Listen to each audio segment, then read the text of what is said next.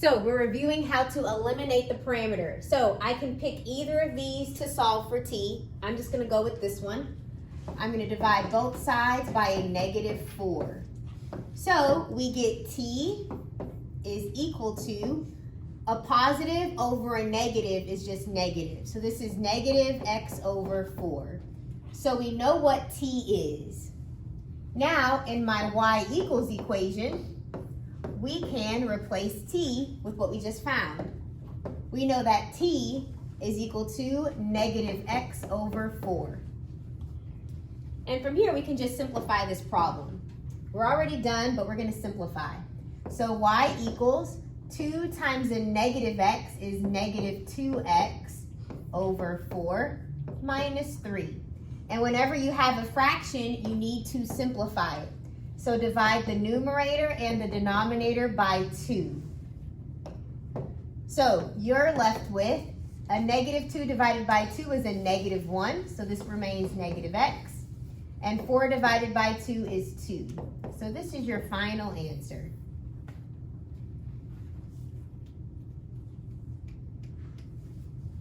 So notice we eliminated the parameter. We're only left with x's and y's, no more t's.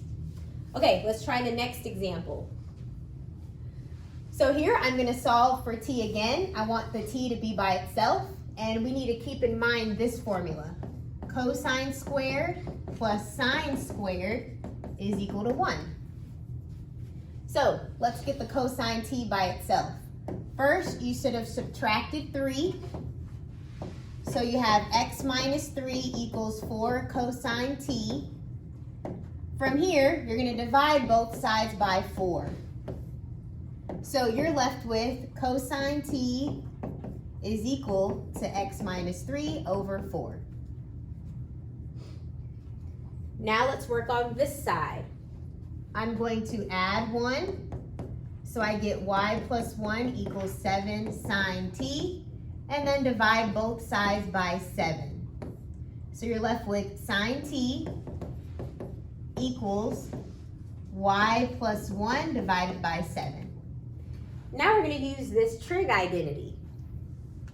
So notice if I square this side, you also need to square this side. If you're going to square this side, you need to square this side.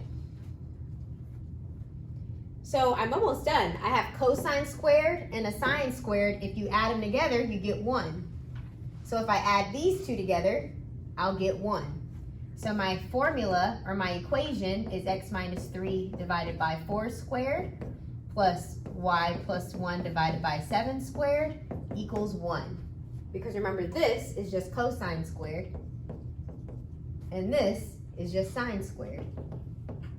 And if you add them, you get 1. So this is my formula, my equation. Notice I do not have any t's in my problem. Yep, when you see the sine and cosine parameter problems, you have to use this trig identity. Any other questions? Okay, so we're going to give the parameterization of the line through these 2 points. So I'm just going to sketch so we can get a visual. So 1, 2 is right here. And -3, 8 is up here. So this vector is going in this direction.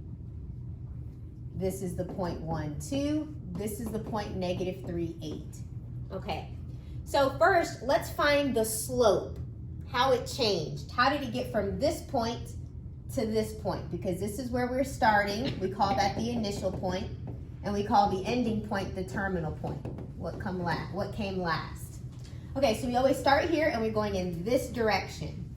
Okay, so if you think about it, this horizontal distance is 1, 2, 3, 4. So it went to the left 4. So we see it here, -3, that's where we ended your terminal point, minus where you started. There we go, we get -4.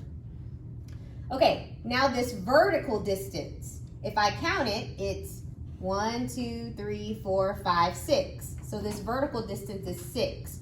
You can also subtract your terminal minus your initial. So that's 8 minus 2, which is 6. So that is your component form. It went left 4, and up 6. That's the component form. But I want the line. So the way we're going to write the line, you're going to have an x equation and a y equation. Just like we had in these previous examples. You had x equations and y equations. X equations and y equations. So that's what we're trying to find. So I started here. This is my first x value. I started at 1. And I changed by -4 to get to the next point. So this will be -4t. And for y, the initial point is 2. And I changed by 6 to get to this next point. So this is your parameterization of the line that goes through these 2 points. This number is always your starting point. Your starting point is always here. And then how you changed your x direction and your y direction. How much you went x, how much you went y. That always goes last. So u is 1, -1, but we want 3u. So we're going to multiply it by 3. Then we're going to subtract 5 times 3, -7. Okay, so let's solve this. This will be 3, and this will be -3. And we're subtracting 15 minus 35. -35. All right. So my final answer is 3 minus 15 is -12. And -3 minus a -35, these become a plus sign. I get 32. So that was a review of what we did last week. I know we had a long weekend, so I wanted to recap that.